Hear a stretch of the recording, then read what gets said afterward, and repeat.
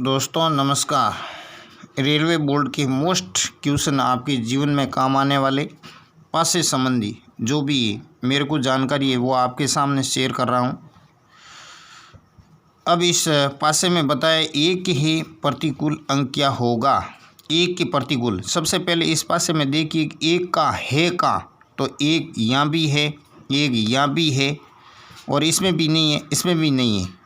अब देखिए एक के अलावा फलकों में है, अन्य फलकों में कौन कौन से अक्षर हैं, जैसे इसमें बताया 3 और 9 हैं और इसमें एक के अलावा 7 और 9 है और इसमें एक एक है ही नहीं। तो एक को हो छोड़ करके ही 2 फलकों में दे रखा है, यानी कॉमन संख्या देखिए। सबसे पहले इसमें देखा एक के अलावा 3 और 9 हो, 3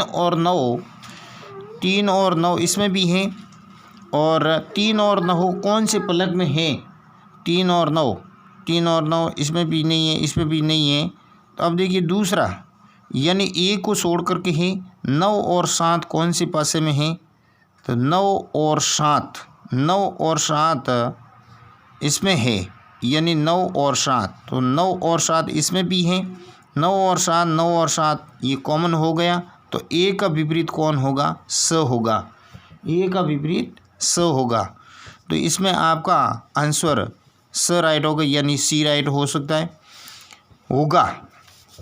अगले प्रश्न में यानी स के सामने क्या है, स के सामने अब देखिए स कौन कौन से फलक में है। स यहाँ भी दे रखा है, अब यहाँ भी दे रखा है और यहाँ भी दे रखा है, ठीक है नहीं। 3 ऑप्शन दे रखा है, तीनों में स है। अब स को छोड़ करके ही अन्य फलक में कौन कौन से अक्षर है। अब देखो स को छोड़ करके अन्य फलक में है, यानी 3 और 2 है। तो अब 3 और 2 अन्य पासों में देखिए, 3 और 2 किस में, इसमें भी है नहीं है, 3 और 2 इसमें भी नहीं है, ठीक है, और इस पे भी नहीं है, तो इनको छोड़ो। अब इन फलक को देखिए, जैसे स के अलावा 2 और 4 है, 2 और 4 किस में है, 2 और 4 इसमें है, इसमें नहीं है, इसमें है 4 और 2, तो 4 और 2 ये कॉमन हो जाएगा। अब ए का विपरीत स होगा या स का विपरीत 1 होगा, तो इसमें आपका यानी आंसर होगा यानी 1, यानी डी राइट होगा, यानी स का विपरीत 1 होगा यानी डी राइट। अब देखिए अगला प्रश्न बताए हैं 4 के विपरीत अंक क्या होगा, यानी 4 के विपरीत कौन कौन से अंक होंगे। तो इसमें देखिए 4 है का, तो यहाँ दे रखा है, ठीक है। 4 के अलावा 1 और 2 रखा है, 1 और 2 ही पासा दे रखा है, तो 1 2 तो है नहीं इसमें। अब देखिए एक संख्या भी कॉमन है क्या, हाँ एक संख्या कॉमन है इसमें, 2 इसमें भी है, 2 इसमें भी है, ठीक है। तो आप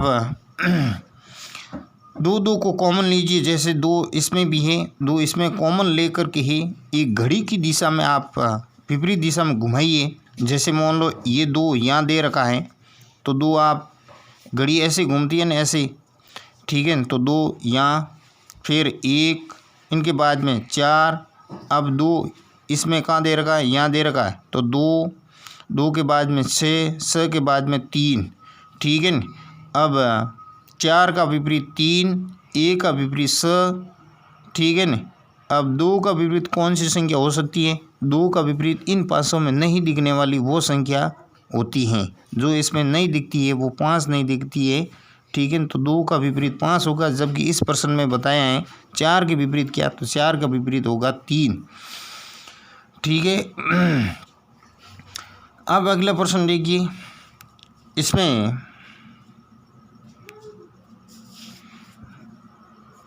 4 के विपरीत कौन सी संख्या होगी।